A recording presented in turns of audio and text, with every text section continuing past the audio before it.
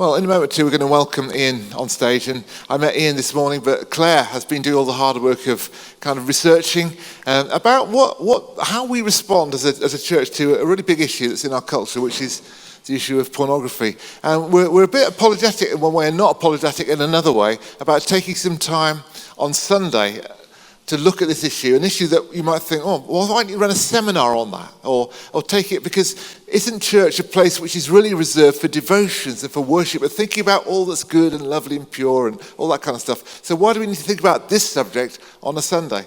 And one reason why we feel we do is because we believe that the issues around pornography hit everyone. They hit users and friends and relatives. They hit something indeed of the kind of culture of the times that we live in. There's something quite profound going on in society, and in many ways it feels to me that there's the potential for really dark secret histories to be cultivated in people's lives, where God wants a really positive secret history.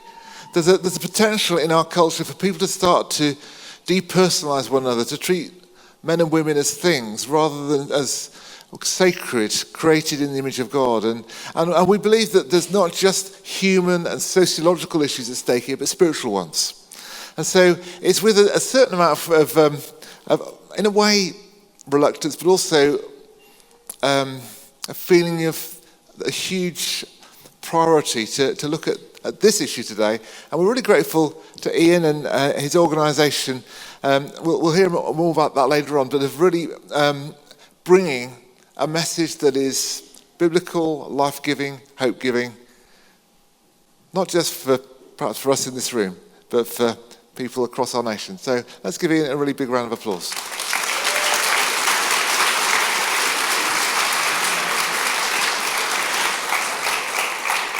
Well, good morning. Thank you so much for inviting me. And I just mentioned quickly to Dave and Claire this morning, it is rare actually for a church to be willing to talk about this stuff on a Sunday, as Dave said. For lots of reasons, there's a nervousness around that. So I just want to honour you, honour the leadership that have kind of taken that decision. But you turned up this morning, you were warned and you still came. So well done to you as well. Let me just say a little bit about myself, introduce myself. So as you've heard, my name is Ian. I've got a beautiful wife whose name is Jen. We've got two daughters together, Hope and Ella, who are gorgeous as well. I realise that's a little bit of a cliche. I've yet to hear a speaker stand up and just say, yeah, my wife, she's quite average. Really unattractive kids, I'll tell you. They're always gorgeous, aren't they? I've got a gorgeous family. But mine are, so, I'm not lying, which is nice. I live in Manchester. We've been there for about 20 years. But as you can tell, I'm not a Mancunian by birth, but it's very much our home. About 5 or so years ago, a little longer actually, I founded this project, the Naked Truth Project, that seeks to open eyes and free lives from the damaging impact of pornography.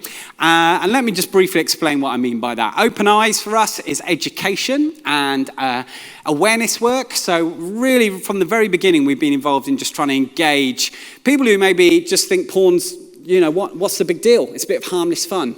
To begin to bring awareness and education around that. So we have a team that work all over the UK in schools, in high schools in particular. In fact, tomorrow, myself and my team will be in the Cathedral School here in Bristol, just talking about this issue. What is the big deal behind porn? What are the harmful impacts? And so some of it's that kind of work. We work a lot with parents as well, helping them navigate this new digital world that we find ourselves bringing our kids up in. That's so different to the one that we grew up in. And so all that sort of stuff is open eyes. And then free lives is where we are trying to bring hope and help, I guess, to those that are in some way finding that porn has become a life-controlling issue. Maybe as a a user or actually as a relative of a user, maybe a partner or a spouse. And so we run online groups and programs that are confidential for men and women that bring freedom from porn use, but also support to some of those that are affected by it, like partners and spouses. So that's who we are and what we do. There's a little stand outside. You can come and find out a little bit more or find us online if you want to find out more. But I'll be honest, I didn't really plan this. You know, I didn't sit down with my careers advisor at school and say, when I'm 14, well, I'm 14 now, Mr. Careers Advisor, but when I'm 40, which is how old I was, I'm going to stop a job I love and start a porn project. That didn't happen, you'd be surprised to hear. In fact, when I was at school, for a lot of my school life, I thought I'd probably go into art. I was quite keen about art, and I'd been doing it ever since I was at nursery. Mind you, that's all anyone ever does at nursery, let's be honest. I've had kids go through nursery now, but I used to love it. I used to love the idea of, we'd go in, we'd sit down, the teacher would go, okay everyone, what we're going to do today is we're going to do painting. And we'd all go, yeah. And off we'd go to our easels, and we would do these pieces of fine art where, I would really concentrate. I mean, I had exactly in mind what I wanted to create. I'd get just the right amount of colour on my brush, and then the moment would start. Ian, that was a hard day's work for me at nursery. And then I'd grab my picture and I would go and meet my mum. And some of you are mums, some of you are dads, maybe you've experienced this where your kid kind of comes running up expectant. And my mum was always very good, I'll be honest. You know, she always sounded enthusiastic. As a parent, I know it was all a front, but at the time I was convinced. Because she'd go, oh, hello, what have you been doing today? She's thinking painting. That's all he ever does, every day, painting. But I would kind of show her this picture that I'd folded whilst it was wet. So before, it was pretty bad, to be honest. But now it's just sort of like, it is just vomit on sugar paper. It is just disgusting. It is a mess. It's just a mess. But my mum, she never let on. In fact, she'd go the extra mile. You know, she would put the mess on the fridge with a fridge magnet. And she'd know that, her friends would come round for coffee and they'd look at these pictures and think to themselves, maybe Ian's musical. Because all they can see, right? All they can see is mess. It's indiscernible what it is. It's just mess. But somehow, me, the artist, I could see more. I'd walk past that fridge and I'd see the rocket ship that I had in mind, or the fire engine, or the portrait of my mum, poor thing. I could see more. And today, as we tackle this tricky issue, let's be honest, it's not difficult for us to see mess as humans, is it? You don't have to look very far to see brokenness and to see sin and to see rebellion, but also just to see kind of the devastation that those things cause others. It's not hard to see mess in our lives, in our churches, in our nation, in our communities. We can see mess, okay? But I really believe that God sees mess. He doesn't deny it. He's not ignorant of it, of course. But I also believe he sees more. And today, that's what I want us to talk about. I want us to talk about the fact that when we see mess, God sees more. Isaiah put it a little bit like this, and he's kind of using God's words when he says, see, I am doing a new thing. Can you not perceive it? I mean, I read those verses, and sometimes my soul kind of has a kind of dual thing going on. In one respect, it's singing. My soul sings as I think about the possibility that God is doing something new. He's bringing life in the wilderness. He's where there's brokenness. He's bringing healing and transformation. See, I'm doing a new thing. Yes. But then also there's a little bit of my soul that's squinting, just trying to see it. Can you perceive it? I'm not sure. Can I? Today we're going to look at another prophet, Ezekiel, who God calls to do the same thing, to somehow see the more in the mess. And as we do that, we're going to think about two themes, really. The idea of proximity and prophecy. And bones and breath. And so if you've got Bibles, why don't you press and scroll to Ezekiel 37. Because that's our passage for this morning, Ezekiel 37. And in this passage, Ezekiel the prophet, he's actually a kind of redundant priest in the sense that he should be a priest, but the people of God are in exile. So there is no temple. But God has been speaking to him and revealing things, and he's throughout the book we start to get a sense of God saying, okay, this is the mess of the people of God have found themselves in. Actually, this is the rebellion and sin that has led to the mess that they find themselves in. But then we begin to see some sort of sense of, but what if it doesn't have to be like this? What if God's got more? And so it begins with this vision of Ezekiel, and it says this, it says, God grabbed me and set me down in the middle of a plain strewn with bones, and he led me among them. And so Ezekiel is kind of in a vision, is being forced to have proximity to these bones that we find out later in verse 11 actually represent something. They represent the people of God. They represent a defeated nation, a forgotten nation. In fact, they speak out and they say these words. They say, we are without hope. We are the people of God. We are without hope. There is no life in us. Or another version would say, we have been cut off. And so in this beginning of this vision, Ezekiel has this sort of experience where God's purpose is actually to bring him close to his people's pain. To help Ezekiel actually, as a skull knocks against him, to remember and realize that there is this brokenness in people. That yes, may have been caused by their sinfulness, but there is hopelessness and pain and brokenness.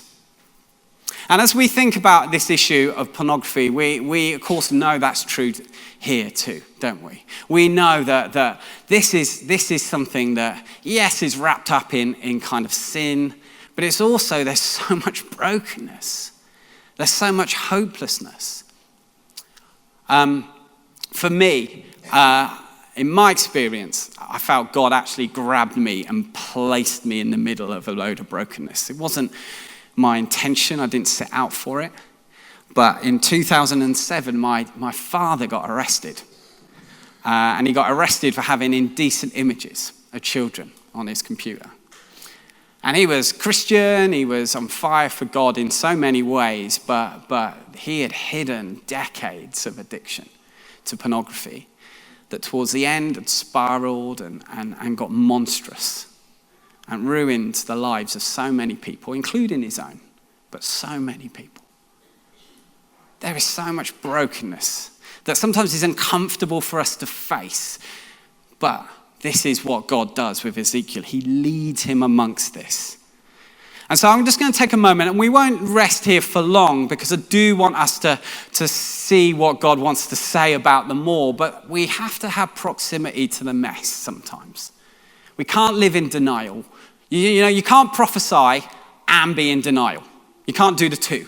So we do need to have this. So let's just talk about this issue for a moment. And maybe one way of doing that is just to look at some of the statistics. Because people still say to me, really, you run a porn thing? It's even a thing? Is it really that big a deal? Well, so much has changed in such a short time. For example, did you know that last year in 2018, one website, just one, reported that it had 33.5 billion hits in that 12-month period. And just allow that to just get your head around that for a minute. That, by the way, is kind of like double the traffic that YouTube is getting, for example. So if you're thinking of a porn user as a man in a dirty Mac, kind of leaving an adult shop, you need to rethink it as somebody who owns a product made by Mac or Samsung. The shift from the sex shop to the smartphone has changed everything. This isn't just something on the fringes. This has become well and truly in the center of the digital world. In fact, these websites, they are the kings. They rule the digital world because they're getting the most precious thing, traffic. Let's keep looking and see what the impact of that is then. So the way it impacts people is that it means that they start to consume. And so here we see a statistic, 79% of men, 76% of women aged 18 to 30 watch porn at least once a month. So this isn't just something that some people struggle with sometimes. This is most people, most of the time. And I wonder what surprises you more, whether it's the percentage or the fact that the male and female percentages are so similar. Let's move on. This is our children. In one survey of 1,000 teenagers, 94% of teens said they'd seen porn by the age of 14. And what's important for us to remember as we think about that is this isn't kind of like topless photos of Samantha Fox in Page 3, which is what I probably looked at when I was 14. If you put porn into Google, what you get, the search results that come up straight away are quite aggressive and violent and hardcore material. In fact, one MP put it like this: what is illegal to buy from a sex shop because of the nature of the content is served up for free every day on a computer. And it's not just out there, it's here in so many different ways. Let's just have another stat up.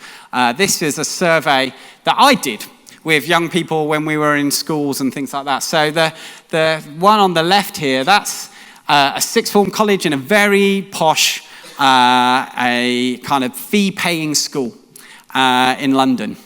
And it was sixth formers, and 77% of the people in that room, there's about 100 or so, 130 in the room, said they'd seen porn in the last month. Maybe that surprises you, maybe it doesn't. But what I find interesting is I then went and did a Christian camp the following weekend and asked exactly the same question. When did you last look at porn? And 73% said they'd seen porn in the last month. So not a lot of difference. In fact, the only real difference is that in the school, a big percentage has seen it in the last 24 hours, whereas at the Christian camp, that wasn't the case. Although 2% had. But it's interesting, isn't it? Because it's really important we don't think, oh yeah, well, you know, not my kids. Actually, it is our kids. It's our kids too. And what about our churches? Maybe that last stat, please. Let's just have a little look at our churches and the impact it has on our churches. Well, sorry, the last on the list of stats there. Yeah, thank you. This is some information taken from a few different surveys. But 41% of Christian men admitted to being addicted. They actually, they identified with the term addiction to pornography. What's interesting there as well, this is from an American survey, 7% of churches have programs to help those who struggle with porn. You know, in America, they're doing better than us. It's nowhere near 7% here in the UK, which is why what you guys are doing, even by talking about this and then signposting what help there is, this is pioneering what you're doing today. So please don't send a letter of complaint to your leadership. Send an email of saying thank you for just talking about it and tackling it. So I don't know how this makes you feel as we kind of walk amongst these bones. Maybe for some of you this makes you feel a bit unclean and a little bit dirty. Actually, for Ezekiel, it would have done.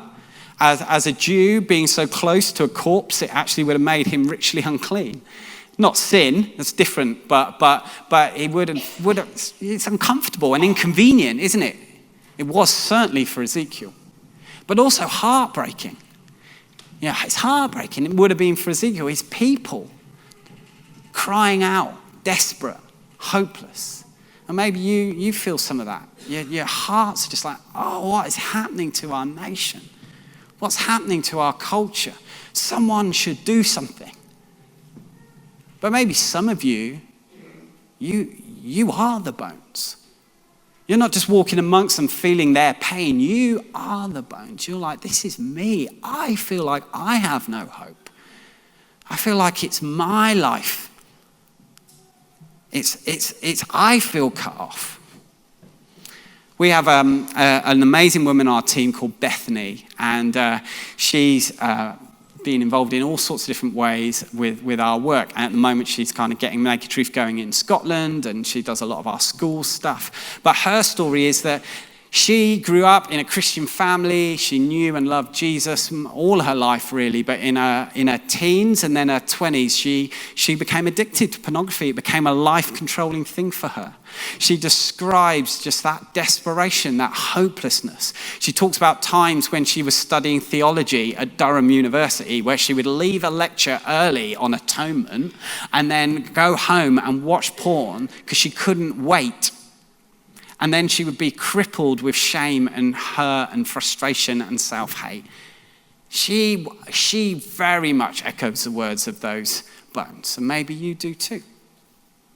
Which is why it's important we keep reading this passage, isn't it? Because what God says to Ezekiel is this. See this mess? Is there more? He didn't put it like that. He says, can these bones live? Does it have to be like this? Does your nation have to be this? Do these people have to be this? Or can they live?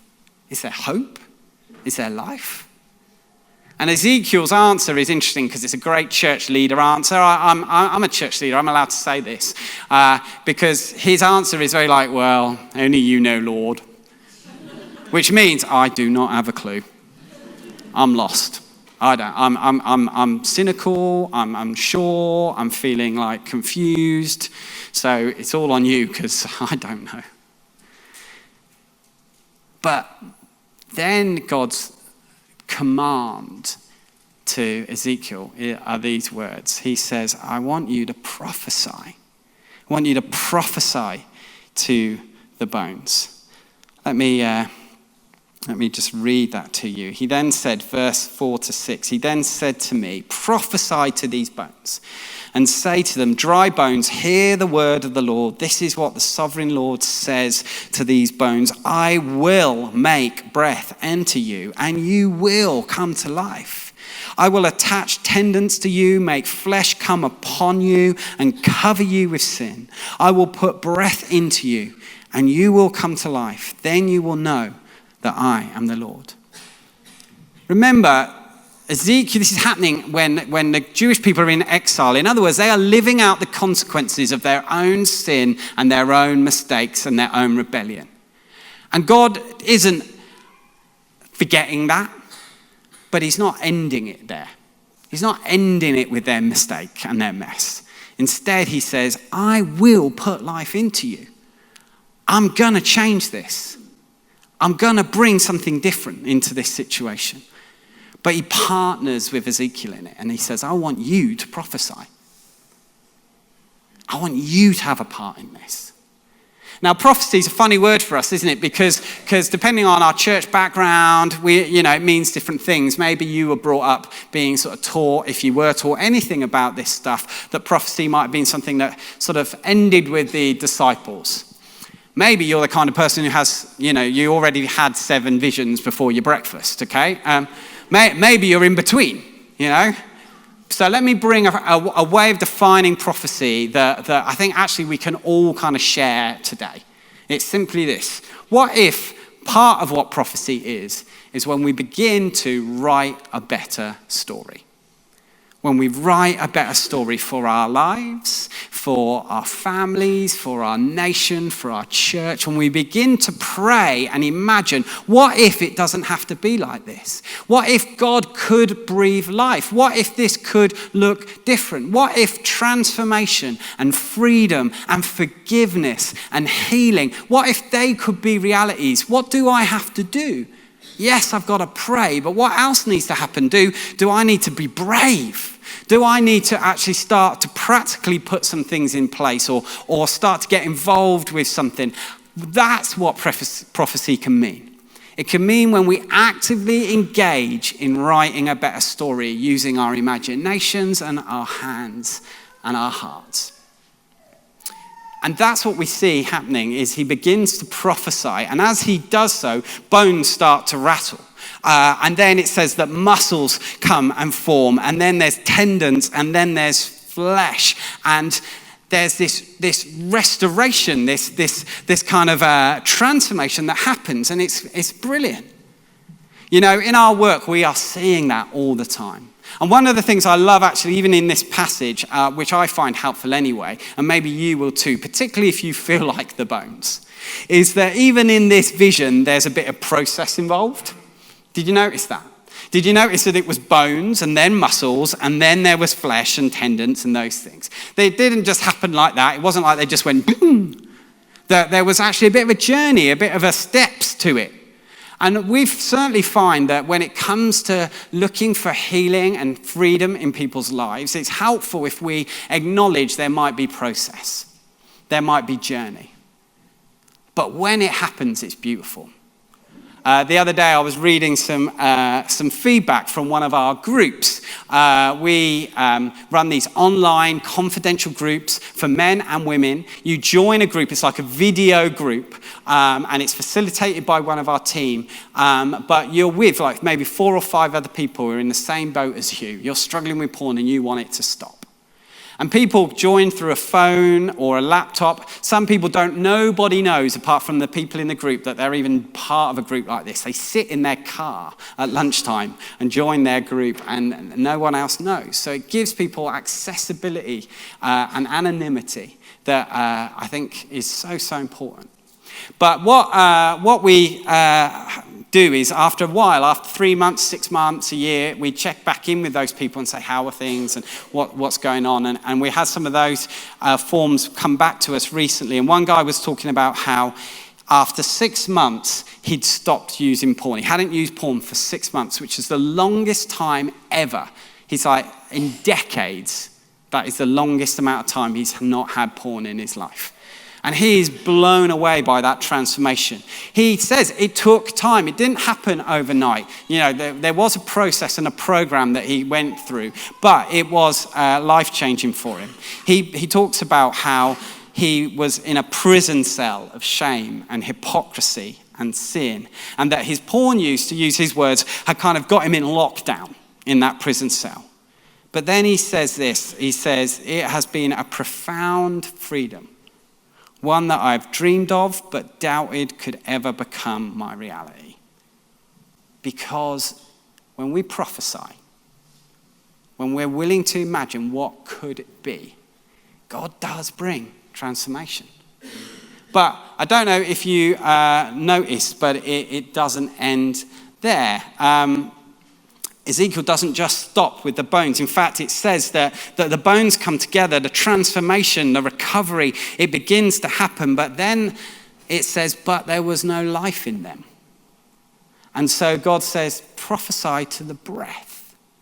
This is so important, I think, for us, particularly as the church, as we think about this issue, because Ezekiel doesn't just stop with the bones. As I said, we see that he takes it further. And if our response to a problem like pornography is just a practical one, it needs to be a practical one.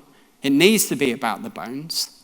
But if it just stops with a practical response, a psychological or an emotional healing that takes place, then we've only half done the journey. We've only half done the prophecy, because the breath is the thing that brings life. Jesus said this, didn't he? He said, the thief comes to kill, steal, and destroy. But I come, we heard it in worship, I come to bring life and life to the full. Jesus talks about the fact that life, the ruach of God, it says in Genesis, when God formed humanity but then breathed life into them, the Spirit of God is breathed into them. That is what we're hoping for. Let me just share 2 quick stories with you as I come to a close. One is about a friend of ours, a lady called Fran. Now, Fran got involved initially with our Wholehearted program. Wholehearted is support and help that we provide for spouses and partners of porn users.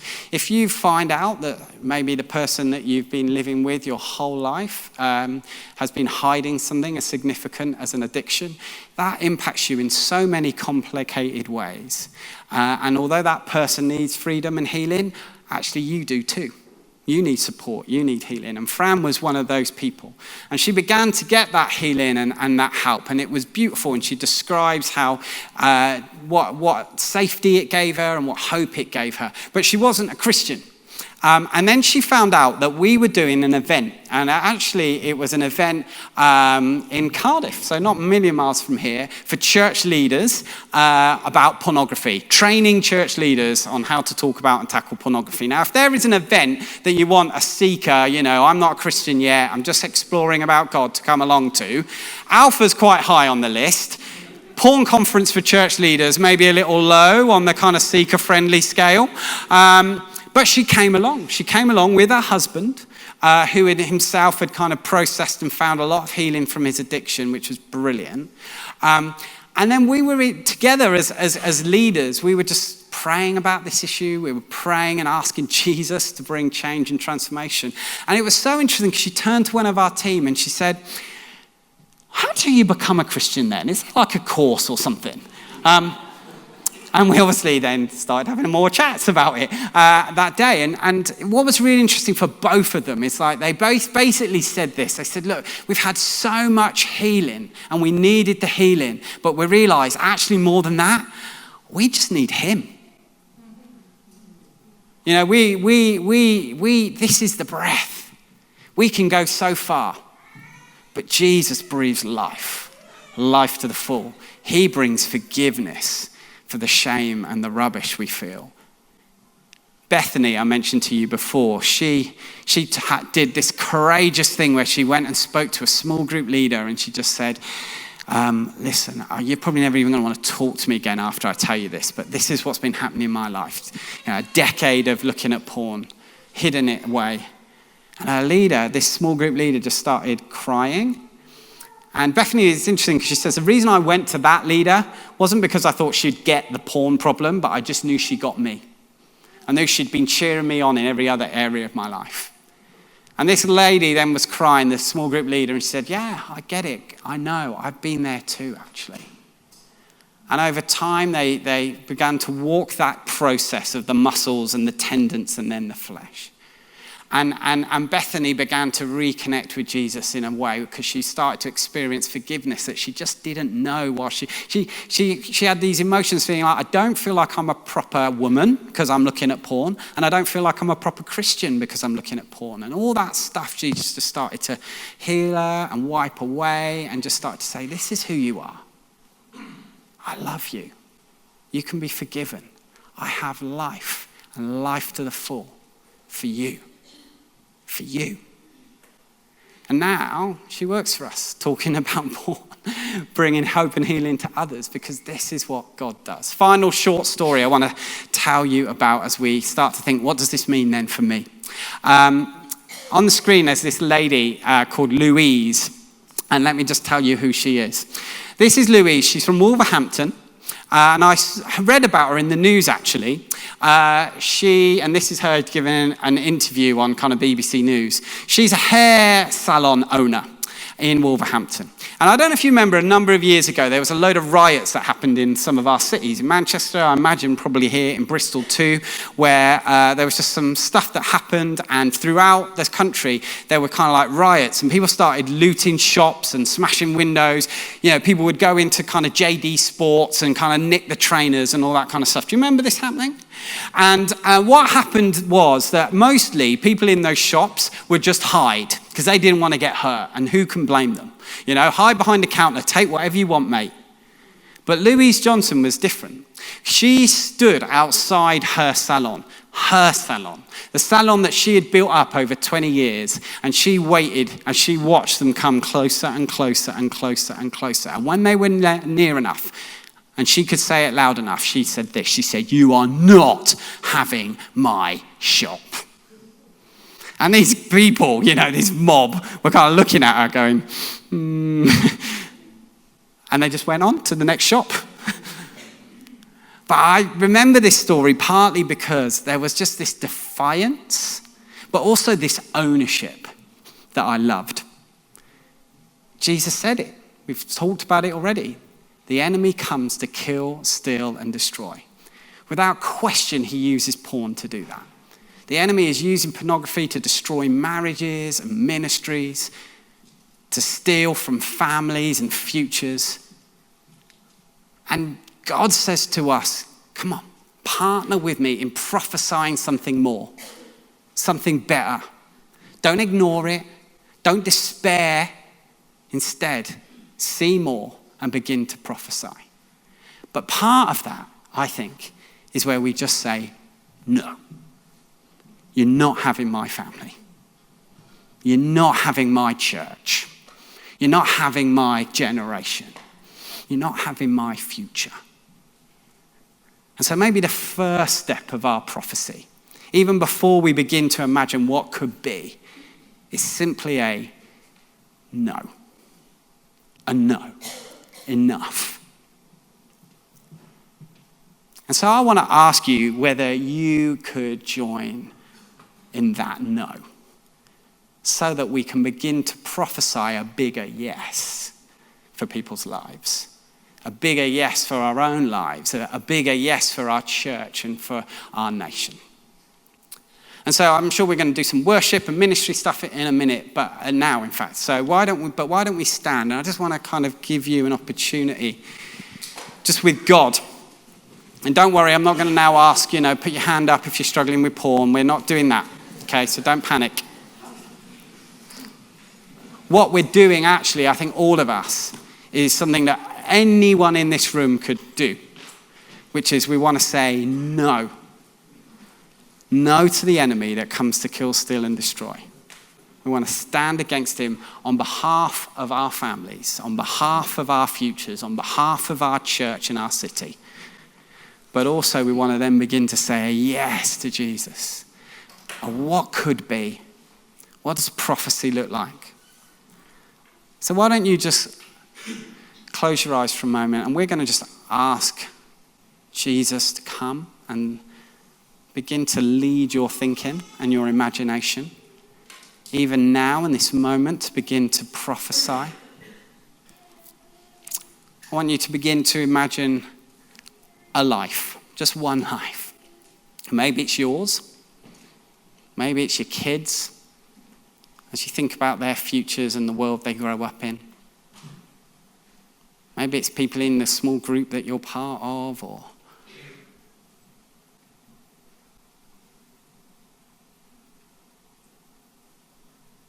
and even now, just as you pray, I want you to begin to say, I will do what it takes. I will pray, I will give, I'll be brave, I'll be vulnerable, I'll talk about this, I'll do what it takes to say no and yes.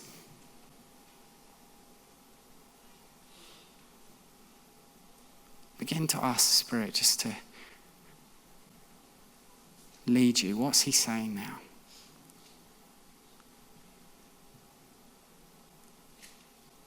Just as we're here now, I just really feel that the phrase that I've used a few times this morning is so important for some people here. It doesn't have to be like this. It doesn't have to be like this. This isn't it. It's not over. The bones say, all hope is gone. There is no life left in us.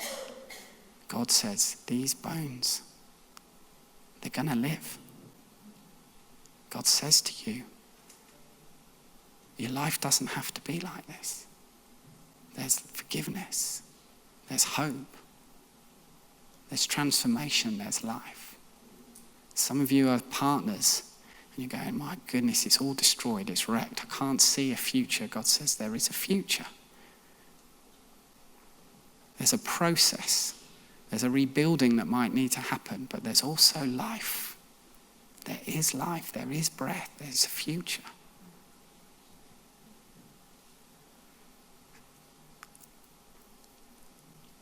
Some of you are parents and you're just desperately just going, I feel overwhelmed. I just don't even know how to begin. God's saying, just begin with prophecy. Begin by believing that it doesn't have to be like this. And then praying and working at whatever you can do to make that real.